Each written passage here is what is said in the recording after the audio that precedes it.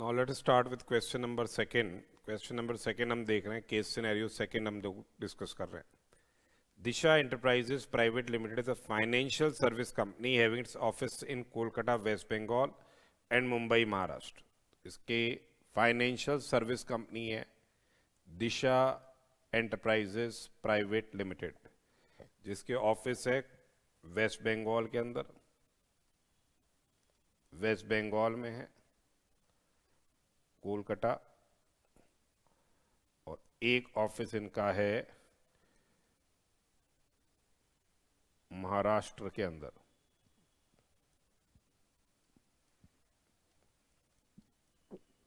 जो कि मुंबई में. ठीक है. The company is registered under GST in both the states. इस स्टेट में भी रजिस्टर्ड है और यहां भी रजिस्टर्ड है, महाराष्ट्र में भी रजिस्टर्ड है और वेस्ट बंगाल में भी रजिस्टर्ड है. ठीक है. The company operates through two segments. दो सेगमेंट है इनके, एक तो बैंकिंग सर्विसेज ये दे रहे हैं और दूसरी ये दे रहे हैं एडवाइजरी एंड कंसल्टिंग सर्विसेज. दूसरी है एडवाइजरी एंड कंसल्टिंग सर्विसेज. ठीक है. बैंकिंग सर्विसेज है और एक है advisory and consulting services. The aggregate turnover of the company during the previous year was 80 lakhs. 80 lakh West Bengal का टर्नओवर है और 60 लाख क्या है, महाराष्ट्र का टर्नओवर है. एग्रीगेट टर्नओवर दे रखा है, यानी कुल मिला के 140 लाख का इसका टर्नओवर दे रखा है. And the bouquet of services provided under each of the two segments are as follows. यानी क्या क्या ये सर्विसेज दे रहे हैं बैंकिंग में. एक तो रिकवरी एजेंट सर्विसेज दे रही है और एक है direct selling agent services, that is sale of banking products. Banking में तो ये सर्विसेज दे रहे हैं इनके बैंकिंग वाले सेगमेंट में. और एडवाइजरी और कंसल्टिंग सर्विसेज दी जा रही है किसके रिलेशन में, जैसे company LLP society formation, return filing, detailed project report and business promotion भी है, प्रोडक्ट मार्केटिंग, एग्जीबिशन. ये एडवाइजरी एंड कंसल्टिंग सर्विसेज दे रहे हैं. डीपीआर बना रहे हैं, रिटर्न फाइलिंग है, company LLP and society formation है. अब यहां पे इन्होंने दी है इंफॉर्मेशन सितंबर के महीने की. The company has carried out the following transactions during the month of September. सितंबर के महीने के ट्रांजैक्शंस देखिए. ये जो अमाउंट है इन रुपीज है excluding GST. This is amount in rupees excluding GST. एक है sale and purchase of foreign currency. इसके लिए बोल रहे हैं, रेफर करिए आप नोट 3. तो नोट 3 देखते हैं हम लोग, sale and purchase of foreign currency में.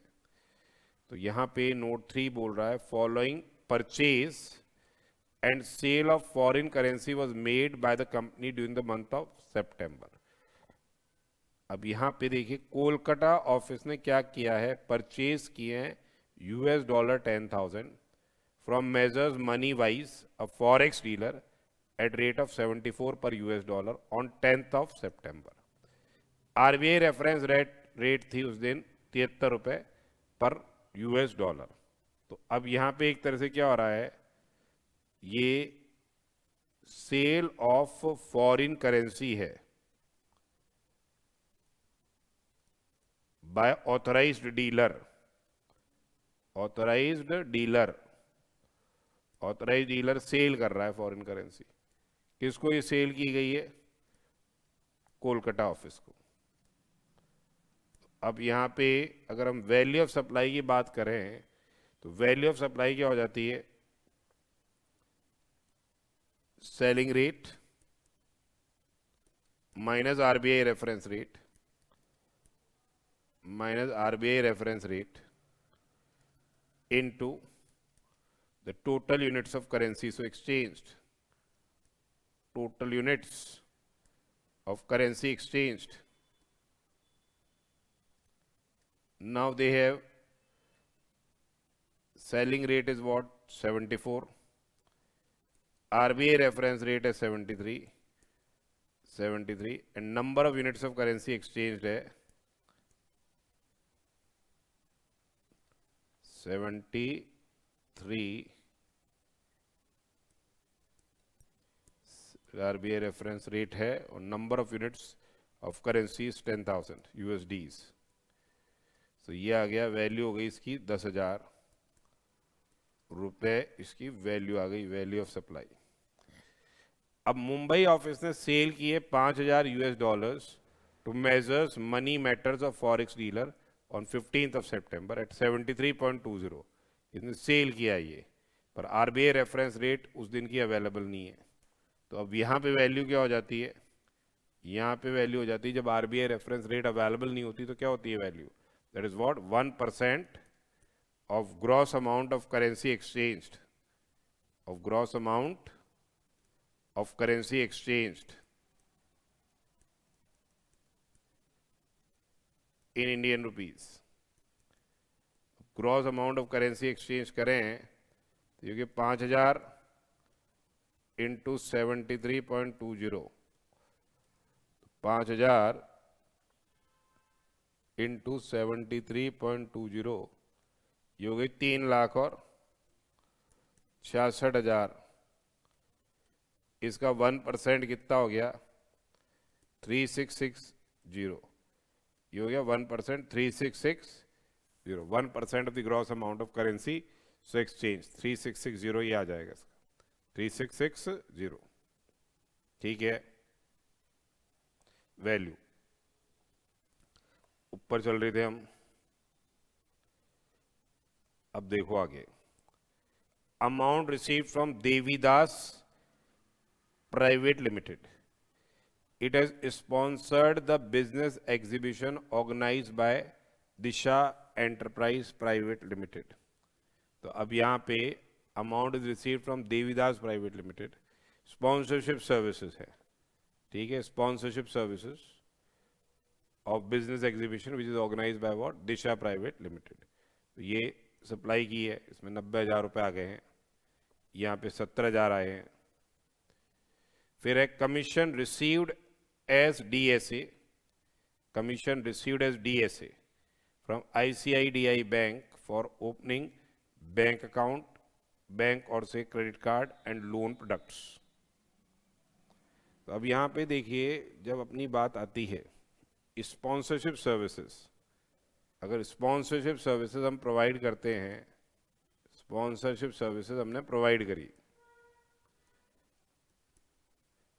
और किसको प्रोवाइड करी, पहले इसकी बात करें, ये बॉडी कॉरपोरेट को प्रोवाइड कर रहे हो आप, बॉडी कॉरपोरेट और पार्टनरशिप फर्म को, तो ये रिवर्स चार्ज मैकेनिज्म में टैक्स होएगा।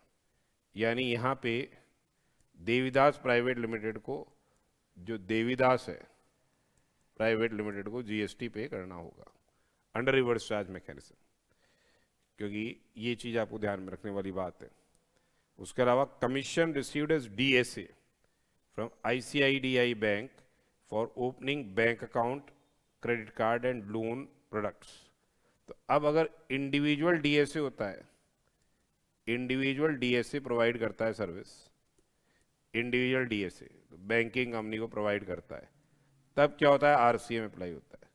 पर यहाँ तो इंडिविजुअल DSA है नहीं, क्योंकि अपनी तो कंपनी है जो ये प्रोवाइड कर रही है ये सर्विसेज, तो यहाँ पे same is taxable under what, forward charge mechanism. ये फॉरवर्ड चार्ज मैकेनिज्म में टैक्सेबल होगा। फिर एक commission received from private banks for acting as recovery agent. Recovery agent की जो सर्विसेज है, अगर आप बैंकिंग कंपनी को रिकवरी एजेंट की सर्विसेज प्रोवाइड कर रहे हो, तो ये क्या है, रिवर्स चार्ज मैकेनिज्म के तहत टैक्सेबल होगी, ये रिवर्स चार्ज मैकेनिज्म के तहत टैक्सेबल हो रही है। फिर professional fees received for the formation of company, LLP and society, ये फॉरवर्ड चार्ज मैकेनिज्म में है दोनों। अब यहाँ पे बोल रहे हैं रेफर नोट 2, नोट 2 में देखिए क्या कह रहा है। अब ये बोल रहा है out of professional fees of 80,000 rupees, जो अपने को प्रोफेशनल फीस 80,000 रुपये की मिल रही है, received by Kolkata office for promotion of company, LLP and society, 15,000 was toward the reimbursement claim from client. 15,000 is what, toward reimbursement claim from client, जो कि separately invoice में शो किया गया है और ये आरओसी के साथ डिपॉजिट कराया गया है। तो अब ये जो एक्सपेंडिचर है, एक तरह से एक्सपेंडिचर ये is incurred in capacity of pure agent of recipient, pure agent की कैपेसिटी में इनकर किया गया है। तो ये वैल्यू ऑफ सप्लाई का पार्ट नहीं होगा। 33 में दे रखा है same will not form part of value of taxable supply. तो ये वैल्यू ऑफ टैक्सेबल सप्लाई का हिस्सा नहीं होगा, ये वैल्यू ऑफ टैक्सेबल सप्लाई का हिस्सा नहीं होगा। तो ये 80,000 में से 15,000 रुपये घट जाएंगे। तो एक तरह से वैल्यू ऑफ टैक्सेबल सप्लाई यहाँ क्या हो गई, 65,000 हो गई। तो इसका ध्यान रखिएगा, ये जो वैल्यू ऑफ टैक्सेबल सप्लाई इस केस के अंदर क्या आ रही है, 80,000 में से 15,000 घट गए, क्योंकि in capacity of pure agent है, तो 65,000 ही आ गई। फिर professional fees received for GST and TDS return filing, ठीक है, ये भी फॉरवर्ड चार्ज मैकेनिज्म के साथ टैक्सेबल होगा। फिर है participation fee received from customers for the business exhibition organised by the company. Now here ये हेल्ड है इन रशिया। रेफर नोट 1 देखिए, नोट 1 देखते हैं। नोट 1 में कह रहे हैं participation fees of 50 lakh is received by the company in respect of business exhibition organized at St. Petersburg, Russia, under the theme India Traditional Fair, in which 10 Indian companies all registered under GST had participated. तो अब यहाँ पे basically जो ये business exhibition है, जो business exhibition है, ये रजिस्टर्ड पर्सन को आप सर्विसेज दे रहे हो। ये जो बिजनेस एग्जीबिशन है किसके रिलेशन में है, रजिस्टर्ड पर्सन को दे रहे हो, जो पर्सन रजिस्टर्ड है यहां पे। तो प्लेस ऑफ सप्लाई हो जाती है लोकेशन ऑफ सच पर्सन। पर एक क्या है, एग्जेम्पशन दे रखा है, एग्जेम्पशन दे रखा है, अपना एग्जेम्पशन वाले चैप्टर में पढ़ा था क्या, यदि business exhibition is organise outside India, business exhibition क्या है, ऑर्गेनाइज की जा रही है, ऑर्गेनाइज की जाती है outside India to promote Indian products, ये बिजनेस एग्जीबिशन ऑर्गेनाइज की जा रही है आउटसाइड इंडिया, तो ये क्या रहेगी, एग्जेम्प्ट रहेगी फ्रॉम जीएसटी। तो ये एग्जेम्प्ट रहेगी। तो ये जो सप्लाई है ये क्या रह रही है, एग्जेम्प्ट है। तो ये वाली जो सप्लाई है, ये सप्लाई क्या है, एग्जेम्प्ट हो गई फ्रॉम जीएसटी। और ये वाली टैक्सेबल होगी क्योंकि ये है चेन्नई के अंदर हेल्ड, ये चेन्नई में है तो ये टैक्सेबल होगी। चेन्नई वाले के लिए भी बोल रखा है 100 इंडियन कंपनीज पार्टिसिपेट किया, तो ये तो टैक्सेबल है, इसमें कोई दिक्कत वाली बात नहीं है, ठीक है। उसके बाद देखिए legal fee paid to mister Sundaram advocate, तो अब ये रिवर्स चार्ज बेसिस पे टैक्सेबल होगा। और हमारा जो टर्नओवर है इन प्रीसीडिंग फाइनेंशियल ईयर, ये एक्सीड कर रहा है थ्रेशोल्ड लिमिट ऑफ रजिस्ट्रेशन से, एक्सीड करता है थ्रेशोल्ड लिमिट से, 20 लाख की जो थ्रेशोल्ड लिमिट है उससे ज़्यादा है ये, तो इसलिए ये रिवर्स चार्ज मैकेनिज्म के तहत टैक्सेबल होगा, यानी अपने को इस पे जीएसटी पे करना होगा, इस पे अपने को जीएसटी पे करना होगा। उसके अलावा payment made for security services by way of supply of security personal, ये ग्लोब सिक्योरिटीज से मिल रही है ये सर्विसेज, तो ग्लोब सिक्योरिटीज से मिल रही है तो ये तो फॉरवर्ड चार्ज मैकेनिज्म में जाएगी। और यहाँ पे क्योंकि बॉडी कॉर्पोरेट प्रोवाइड करता है तो फॉरवर्ड चार्ज मैकेनिज्म में ये मिल रही है पार्टनरशिप फर्म से, जो ये मिल रही है पार्टनरशिप फर्म से, तो ये आ जाएगी रिवर्स चार्ज मैकेनिज्म में, ये आ जाएगी रिवर्स चार्ज में, ये भी आ जाएगी रिवर्स चार्ज में। और आरसीएम में जब आपके टैक्स पे करना होगा तो इलेक्ट्रॉनिक कैश लेजर के माध्यम से पे किया जाएगा। ये अपन पार्टिसिपेशन फीस के बारे में डिस्कशन कर चुके हैं। प्रोफेशनल एक्सपेंसेस के बारे में कर चुके, purchase and sale of foreign currency के बारे में कर चुके। अब in order dated 14th of September issued to Disha Enterprises Private Limited, the Joint Commissioner of CGST Mumbai has raised a demand of 600 crores on the Mumbai office in respect of interstate supply transaction।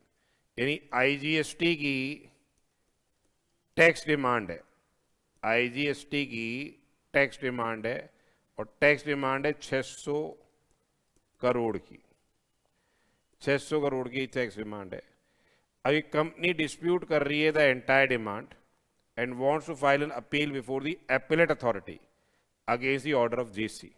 तो JC के order के against में ये क्या है, appeal में जाना चाह रहे हैं। ठीक है, अपील में जाना है तो आपके 10% ऑफ द डिस्प्यूटेड टैक्स आपको जमा कराना होगा। 10% of disputed tax pre deposit कराना है, subject to maximum of what 50 crore IGST में, subject to maximum of 50 crore.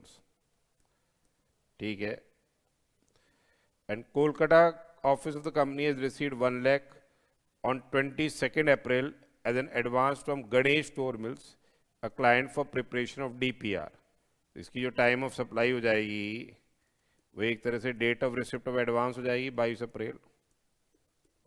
However, tax collected on the same from client has not been deposited within the central government within since 4 months। 4 महीने से जमा नहीं कराया तो 3 महीने से ज़्यादा फ्रॉम द ड्यू डेट अगर आउटस्टैंडिंग रहता है तो आपके पेनल्टी के प्रोविजंस अट्रैक्ट होते हैं, प्रोसिक्यूशन के प्रोविजंस क्या है, अट्रैक्ट होते हैं। तो अब आप देखिए क्या पूछना चाह रहे हैं। All the amounts given are above are exclusive of GST। जो भी अमाउंट दे रखे हैं वो एक्सक्लूसिव ऑफ GST है, wherever applicable unless otherwise specified। There is no other outward supply or inward supply transaction apart from the aforesaid transactions। aforesaid transactions के अलावा कोई inward और outward supply transactions नहीं है। Disha enterprise private limited is not an authorised forex dealer, क्योंकि अगर authorised forex dealer, अगर forex dealers के अमंग्स ट्रांजेक्शन्स होते हैं तो वो क्या हो जाते हैं, फिर वो एग्जेम्प्ट हो जाते हैं। इंटर सेल और purchase of foreign currency amongst authorised dealers वो क्या हो जाते हैं, एग्जेम्प्ट हो जाता है। इसलिए इन्होंने बता दिया कि Disha enterprise is not a authorised forex dealer. अब यहाँ पे बात कर रहे हैं based on the facts of the case scenario given above, choose the most appropriate answers to question number 2.1 to 2.5। अब पहली बात, determine the value of taxable supply in respect of sale and purchase of foreign currency transactions by Kolkata office and Mumbai office of the company as पर rule 32(2)A of the CGST rules 2017।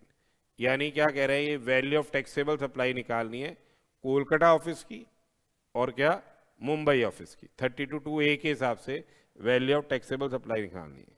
तो जब हम Kolkata office की बात करें, अपन ने निकाला था कोलकाता ऑफिस की वैल्यू आ रही थी 32(2)A के हिसाब से 10,000 रुपीज़ और मुंबई की आ रही थी 3660।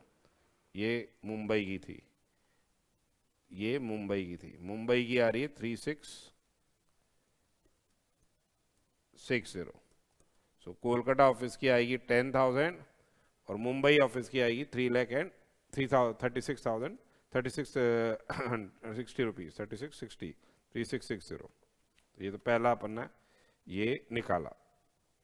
फिर कहते हैं value of taxable supply received by Mumbai office in respect of which taxes payable under reverse charge.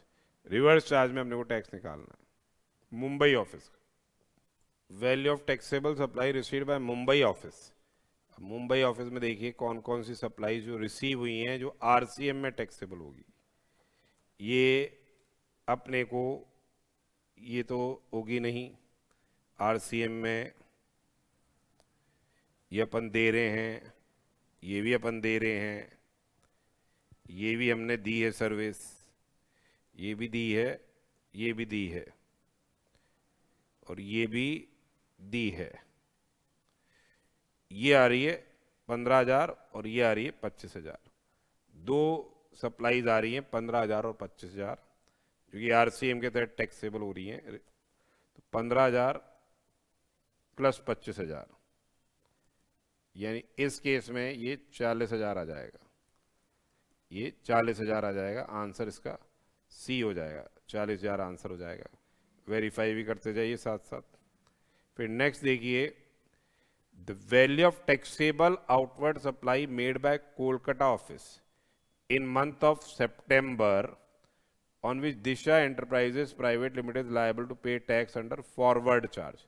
Forward charge में कोलकाता ऑफिस की देखिए वैल्यू ऑफ टैक्सेबल सप्लाई जो फॉरवर्ड चार्ज में टैक्सेबल होगी, ये तो आ रही है अपने बिजनेस एग्जीबिशन, ये आरसीएम में जा रहा है। कमीशन रिसीव्ड एज डीएसए, ये फॉरवर्ड चार्ज में जा रहा है। तो एक तो हो गया कोलकाता ऑफिस का 48,000, ये कमीशन आ गया एस डीएसए, क्योंकि ये बॉडी कॉरपोरेट है हम इसलिए। और देखिए 1/20 आरसीएम में जा रहा है। प्रोफेशनल फीस ये आएगी फॉरवर्ड चार्ज में, पर ये 65,000 आएगी। प्रोफेशनल फीस आ रही है 65,000, ये हो गई एक। और एक आ गई आपके TDS filing fees 65,000, return filing 65,000,